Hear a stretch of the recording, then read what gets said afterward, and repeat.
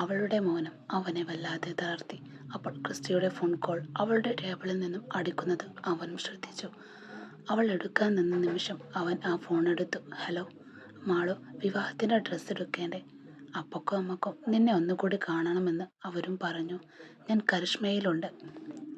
നീ എന്തെങ്കിലും ലീവ് പറഞ്ഞ് അങ്ങോട്ടേക്ക് വാ. അവൻ്റെ ഓരോ സംസാരത്തിലും അഗ്നിയുടെ കണ്ണുകൾ ചുവന്നു. കൈകൾ വലിഞ്ഞു മുറുകി അവളുടെ ഫോൺ നിലത്തേക്ക് വലിച്ചെറിഞ്ഞു അവൻ. ഇതിനായിരുന്നോടി ഞാൻ നിന്നെ ഇത്രയും കാലം മനസ്സിൽ കൊണ്ടു നടന്നത്? ഇതിനായിരുന്നു ഒരു മാസം വരെ ഞാൻ ശ്വാസം മുട്ടി അവിടെ കഴിഞ്ഞതും? ഞാൻ എൻ്റെ വീട്ടിൽ പറയാൻ കാത്തിരിക്കുകയായിരുന്നു നമ്മുടെ വിവാഹം. എല്ലാം നശിപ്പിച്ചില്ലേ നീ? അവൻ അവളുടെ കയ്യിൽ മുറുക്കി പിടിച്ചുകൊണ്ട് പറഞ്ഞു. അവൾ മുഖം തിരിച്ചു കളഞ്ഞു അവനിൽ നിന്നും. ഞാൻ അച്ഛനോട് പറയാൻ നിന്നത്, പക്ഷെ അച്ഛൻ്റെ കടയിൽ കള്ളക്കേസ് വന്നു. അതിൽ നിന്നും രക്ഷപ്പെടുത്തിയതും ക്രിസ്റ്റിയ. ഞങ്ങൾക്ക് വേണ്ടതെല്ലാം സഹായം തന്നതും ക്രിസ്റ്റിയ. ഇപ്പോൾ എൻ്റെ അച്ഛൻ നാട്ടുകാരുടെ മുന്നിൽ വിലയില്ലാത്തവനാ. ഹോസ്പിറ്റലിൽ നിന്ന് ഇപ്പോൾ അച്ഛനെ ഡിസ്ചാർജ് ചെയ്തിട്ടേയുള്ളൂ. അച്ഛന് ഇനിയും വേദന താങ്ങാൻ പറ്റത്തില്ല. സർ, ദയവ് ചെയ്ത് എന്നെ മറക്കണം. ഞാൻ എങ്ങനെയെങ്കിലും ജീവിച്ചോളാം. അവൾ അഗ്നിയുടെ മുന്നിൽ കൈകൾ കൂപ്പിക്കൊണ്ട് നിലത്തേക്ക് ഉതിർന്നിരുന്നു. പോയി അവൾ. അവൾ തൻ്റെ ക്യാബിൻ ഡെസ്കിലിരുന്ന ഫയലെല്ലാം തട്ടിത്തെറിപ്പിച്ചു. ഇറങ്ങിപ്പോ എൻ്റെ മുന്നിൽ നിന്നും, അവൻ ആക്രോശിച്ചുകൊണ്ട് അവളോട് പറഞ്ഞു. ഷാളുകൾ കൊണ്ട് മുഖം തുടച്ച് അവൾ കാലുകൾ പതിയെ പുറത്തേക്ക് നടന്നു. എനിക്ക് ഇഷ്ടമാടി, ഇപ്പോഴും ഇഷ്ടം. നിന്നെ കൂടെ കൂട്ടണമെന്ന് എനിക്ക് പോയും തോന്നുക. അഗ്നി തൻ്റെ നെഞ്ചിൽ കൈവച്ചുകൊണ്ട് പറഞ്ഞു. നീ ഇല്ലാതെ എനിക്കൊരു ജീവിതവും വേണ്ട. ഇത്രക്കുള്ളൂ നിന്റെ മനസ്സിൽ എനിക്കുള്ള സ്ഥാനം. അവൻ കണ്ണുകൾ അടച്ചുകൊണ്ട് പുറത്തേക്ക് നോക്കിക്കൊണ്ട് പറഞ്ഞു. കണ്ണുകൾ തുറന്നുകൊണ്ട് അവൻ നോക്കിയതും അവളുടെ ചിരിക്കുന്ന മുഖം അവൻ്റെ ഫോണിൻ ഡിസ്പ്ലേയിൽ കണ്ടു. ആ മുഖം കണ്ടതും അവനൊന്ന് മനസ്സിൽ ഉറപ്പിച്ചു. മാളവിക എന്നെ മറക്കാൻ പാടില്ല. എന്നെ മാത്രമേ അവൾ സ്നേഹിക്കാവൂ. അവൻ്റെ മനസ്സ് വീണ്ടും മന്ത്രിച്ചു. ഇതിനു പിന്നിലുള്ള ചതി എനിക്ക് മനസ്സിലാക്കിയേ തീരൂ. വിവേക് തന്നോട് പല ആവർത്തി പറഞ്ഞതാണ് ക്രിസ്റ്റിയമേൽ എപ്പോഴും ഒരു കണ്ണ് വേണമെന്ന്. ചേതൻ, ക്രിസ്റ്റിയുടെ എല്ലാ വിവരങ്ങളും എനിക്കൊരു 5 മിനിറ്റിൽ എനിക്ക് വേണം. Yes boss. ചേതൻ തൻ്റെ കൂടെയുള്ള ആളുകൾക്ക് ക്രിസ്റ്റിയുടെ ഫോട്ടോ അയച്ചു കൊടുത്തു. അധികം വൈകാതെ തന്നെ ഞെട്ടിക്കുന്ന വിവരങ്ങളാണ് അവനെ തേടിയെത്തിയതും. ക്രിസ്റ്റി വെറുമൊരു ബിസിനസ്സുകാരൻ മാത്രമല്ല, മയക്കുമരുന്നിനും പെണ്ണുങ്ങൾക്കും അടിമയായ ക്രിമിനലാണവൻ. ഒരുപാട് പെൺകുട്ടികളെ അവൻ ചതിയിൽപ്പെടുത്തിയിട്ടുമുണ്ട്. അഗ്നി തൻ്റെ കാറെടുത്ത് ക്രിസ്റ്റിയെ പിന്തുടർന്നു. കരിഷ്മ എന്ന വസ്ത്രവ്യാപാരശാലയിൽ മാളവികയോടൊപ്പം ഡ്രസ്സ് എടുക്കുകയായിരുന്നു അവൻ ആ സമയം. പക്ഷെ മാളവിക കാണാതെ അവൻ ഫോണിൽ ആരോടൊക്കെയോ അശ്ലീല സന്ദേശങ്ങൾ അയക്കുന്നതും ചിരിക്കുന്നതും അഗ്നി ദൂരത്ത് നിന്ന് ശ്രദ്ധിച്ചു. അവിടെ നിന്ന് അവർ പോയതൊരു വില്ലയിലേക്ക്. ആ വില്ല കണ്ടതും അഗ്നി ഞെട്ടിപ്പോയി. അത് അവൻ്റെ ഏട്ടൻ്റെ വില്ല. ഇത് എപ്പോഴാണ് ക്രിസ്റ്റിയുടെ കൈവശം എത്തിയത്? അവൻ ഉടനെ വീണ്ടും ചേതനെ വിളിച്ചു. ആ വില്ലയെക്കുറിച്ച് അന്വേഷിക്കുവാനും അവനോട് പറഞ്ഞു. ചേതൻ അയച്ച വിവരങ്ങൾ അഗ്നിയുടെ രക്തം തിളപ്പിച്ചു. സാർ, ഈ വില്ല കൈമാറിയത് ശരണ്യ മാഡമാണ്. സാറിൻ്റെ ഏട്ടത്തിയും ക്രിസ്റ്റിയും തമ്മിലുള്ള അവൈധ ബന്ധത്തിൻ്റെ തെളിവുകളുമുണ്ട് ഇതിൽ. ഇത് നോക്കൂ. ഫോണിലേക്ക് വന്ന ശരണ്യയുടെയും ക്രിസ്റ്റിയുടെയും മോശമായ വീഡിയോകൾ കണ്ടപ്പോൾ അഗ്നിയുടെ ഉള്ളം നിയന്ത്രണം വിട്ടു. തൻ്റെ കുടുംബത്തെയും താൻ സ്നേഹിച്ച പെണ്ണിനെയും ഒരേപോലെ ചതിക്കുകയാണവൻ. അവളും കുഴപ്പമില്ല. അഗ്നി വേഗത്തിൽ വില്ലയിലേക്ക് ചെന്ന് കോളിംഗ് ബെല്ലടിച്ചു. വാതിൽ തുറന്നത് അർദ്ധനഗ്നനായ മറ്റൊരു പെൺകുട്ടി. അവൾ പരിഹാസത്തോടെ അവനെ നോക്കിക്കൊണ്ട് ചോദിച്ചു. ആരെ വേണം? എനിക്ക് ക്രിസ്റ്റിയെ കാണും. അഗ്നിയുടെ ശബ്ദം ഇടിമുഴക്കം പോലെയായിരുന്നു. ശബ്ദം കേട്ട് പുറത്തേക്ക് വന്ന ക്രിസ്റ്റി അഗ്നിയെ കണ്ടതും ആകെ തറച്ചുപോയി. അവൻ്റെ മുഖത്തെ ഭയം അഗ്നിക്ക് ആവേശവും നൽകി. എന്തിനായിരുന്നടാ ഈ ചതി മുഴുവൻ? നിനക്ക് കുറച്ചു നേരം സുഖിക്കാൻ വേണ്ടിയായിരുന്നു നീ മാളവികയുടെ ജീവിതം തന്നെ തകർത്തത്. അഗ്നി അവൻ്റെ കോളറിൽ പിടിച്ചുലച്ചു.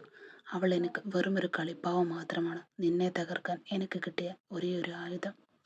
ക്രിസ്റ്റി അഗ്നിയുടെ മുഖത്തേക്ക് ചിരിച്ചുകൊണ്ട് പറഞ്ഞതും അഗ്നിയുടെ കൈകൾ അവൻ്റെ മുഖത്ത് പതിച്ചു. പിന്നീട് അവനെ നടന്നത് ഒരു കൂട്ടത്തല്ലും. അഗ്നി ഓരോ പ്രഹരത്തിലും മാസങ്ങളായുള്ള തൻ്റെ വേദന അവൻ തീർത്തു.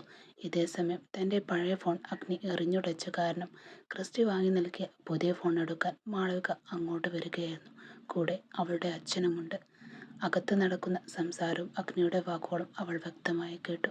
ക്രിസ്റ്റി തന്നെ സ്നേഹിക്കുകയല്ല, മറിച്ച് തൻ്റെ ദാരിദ്ര്യത്തെയും അച്ഛൻ്റെ നിസ്സഹാവസ്ഥയും ചൂഷണം ചെയ്യുകയായിരുന്നു എന്നവൾ തിരിച്ചറിഞ്ഞു. അച്ഛൻ കൈവച്ച് നിലവിളിച്ചു. ചതിച്ചല്ലോ ദൈവമേ, എൻ്റെ മുളവൻ ചതിച്ചു. മാളവിക തളർന്നുപോയി. തന്നെ രക്ഷിക്കാൻ വന്നത് അഗ്നിയാണെന്നും തന്നെ സ്നേഹിക്കുന്നുവെന്നും നടിച്ചത് ഒരു ചെകുത്താനെയെന്നും അവൾ വേദനയോടെ മനസ്സിലാക്കി. ഹരീന്ദ്രൻ തൻ്റെ മക്കളുടെ ജീവിതം തകർക്കാൻ നോക്കിയ ക്രിസ്റ്റിയുടെ നേരെ വിരൽ ചൂണ്ടിക്കൊണ്ട് ആക്രോശിച്ചു. എൻ്റെ മകളുടെ ജീവിതം വെച്ച് കളിക്കാൻ നിനക്കെങ്ങനെ തോന്നിയില്ല? നീ വന്ന് ഓരോന്ന് പറഞ്ഞപ്പോൾ നിന്നെ വിശ്വസിച്ച് ഞാൻ വിഡ്ഢിയായി പോയല്ലോ. അഗ്നി ക്രിസ്റ്റിയുടെ കൊള മുറുക്കി പിടിച്ചുകൊണ്ട് അവനെ ഭിത്തിയിലേക്ക് ചേർത്തു നിർത്തി. നിന്നെയും നിന്റെ കുടുംബത്തെയും സഹായിച്ചതിന് എനിക്ക് പ്രത്യേകിച്ചൊരു പ്രതിഫലം വേണ്ട ഹരിദാസെ. ക്രിസ്റ്റി ഒരു പരിഹാസച്ചിരിയോടെ തുടർന്നു. സത്യം പറഞ്ഞാൽ ഇവളുടെ ശരീരം മാത്രമായിരുന്നു എൻ്റെ ലക്ഷ്യം. അതിനുവേണ്ടി മാത്രമാണ് ഈ വിവാഹ നിശ്ചയ നാടകത്തിന് ഞാൻ സമ്മതിച്ചതും. അല്ലാതെ മരണത്തിലേക്ക് കാലം നീട്ടി നിൽക്കുന്ന നിനക്ക് വേണ്ടി സേവനം ചെയ്യാൻ എനിക്ക് ഭ്രാന്തൊന്നുമില്ല. ക്രിസ്റ്റിയുടെ ഓരോ വാക്കും അഗ്നിയുടെ കാതുകൾ തുളച്ചു കയറി. തൻ്റെ അപ്പനെയും അമ്മയും തെരുവിലേക്ക് ഇറക്കി വിട്ടവരോടുള്ള പക അവൻ്റെ കണ്ണുകളിൽ വീണ്ടും ജ്വലിക്കുന്നുണ്ടായിരുന്നു. പിന്നെ ഇതെല്ലാം ഞാൻ ചെയ്തത് നിങ്ങളോടുള്ള അടങ്ങാത്ത ദേഷ്യം കൊണ്ടാണ്. എൻ്റെ അപ്പനെയും അമ്മയെയും തെരുവിലേക്ക് എറിവിട്ട് ഇവൻ ഇങ്ങനെ സുഖിച്ചു വായണ്ട. ഇവൻ്റെ അച്ഛൻ ഒരുത്തൻ കാരണമാണ് ഞാൻ ഇന്ന് ഈ നിലയിലായതും ക്രിസ്റ്റി ആക്രോശിച്ചു കൊണ്ട് പറഞ്ഞു. അഗ്നി മുന്നോട്ടാഞ്ഞു. അവൻ്റെ കണ്ണുകളിൽ അഗ്നിപർവ്വതം അപ്പോഴും പുകയുന്നുണ്ടായിരുന്നു. എൻ്റെ അച്ഛൻ കാരണം നിനക്കെന്ത് സംഭവിച്ചെന്നടാ നീ പറയുന്നത്? അഗ്നി പല്ലുറുമ്പിക്കൊണ്ട് ചോദിച്ചു. ക്രിസ്റ്റി പതരാതെ ഓരോന്നായി പറഞ്ഞു തുടങ്ങി. നിന്റെ പഴയ കഥകളുടെ കെട്ടയച്ചു. നിന്റെ അച്ഛൻ സേതുമാധവനും എൻ്റെ അപ്പൻ ജോർജും ചേർന്ന് തുടങ്ങിയ ബിസിനസ് ഓർമ്മയുണ്ടോ നിനക്ക്? ലാഭവിഹിതം പങ്കുവെക്കുന്നതിൽ വന്ന പിഴവല്ല, മറിച്ച് ബിസിനസ്സിലെ ചരക്കുകൾ എൻ്റെ അപ്പൻ രഹസ്യമായി മറിച്ചുവിറ്റു എന്ന് ആരോപിച്ചാണ് സേതുമാധവൻ അദ്ദേഹത്തെ പുറത്താക്കിയത്. ആ ഒറ്റയടിക്ക് ഞങ്ങൾ തെരുവിലായി. അത് വെറുമൊരു പുറത്താക്കലല്ല, ഒരു കുടുംബത്തെ മൊത്തം കുഴി തോണ്ടി മൂടലായിരുന്നു. സേതുമാധവൻ്റെ നീതിബോധത്തെ ക്രിസ്റ്റി വഞ്ചനയെന്ന് വിളിച്ചപ്പോൾ അഗ്നിയുടെ നിയന്ത്രണം വിട്ടു. ഒരൊറ്റ മിന്നൽ വേഗത്തിൽ അഗ്നിയുടെ കൈകൾ ക്രിസ്റ്റിയുടെ കരണത്ത് പടച്ചു. നിർത്തട നിന്റെ കള്ളക്കഥകൾ, അഗ്നി ഗർജിച്ചു. അഗ്നി ക്രിസ്റ്റിയുടെ മുഖത്തേക്ക് നോക്കി പുച്ഛത്തോടെ ചിരിച്ചു.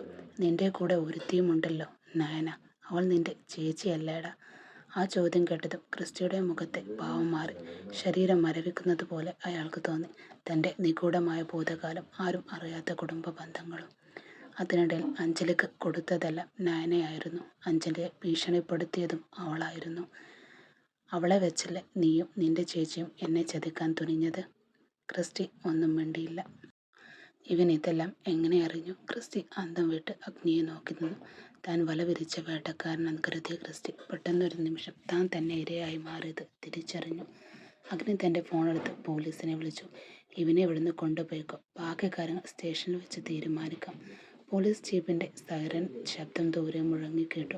ചതിയുടെയും പ്രതികാരത്തിൻ്റെയും ഒരധ്യായം അവിടെ അവസാനിച്ചു. എന്നാൽ മറ്റൊരു വലിയ പോരാട്ടത്തിന് തുടക്കവുമായിരുന്നില്ല അത്.